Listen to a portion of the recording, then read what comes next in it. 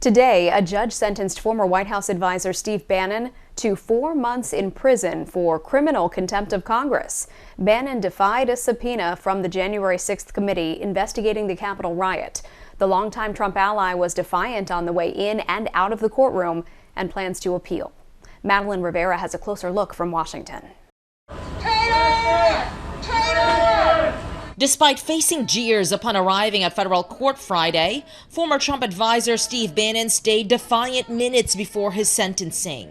Remember, this illegitimate regime, their judgment day is on 8 November, when the Biden administration ends. I want to thank you all for coming. In July, Bannon was found guilty of contempt of Congress for failing to comply with a subpoena to appear before the House Select Committee investigating January 6. In a filing earlier this week, the Justice Department said Bannon's brazen statements blowing off the committee's requests deserve severe punishment.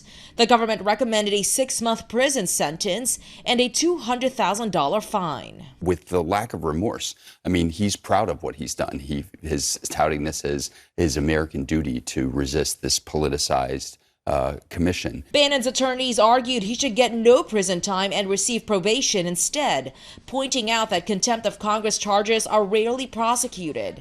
The DOJ did not prosecute former Trump aides Mark Meadows and Dan Scavino, even though they resisted cooperating. Judge Carl Nichols ultimately handed down a sentence of 4 months in prison and a $6,500 fine. And this thing about I'm above the law is an absolute and total lie. The judge also ordered Bannon to be released pending appeal. In Washington, Madeline Rivera, Fox News.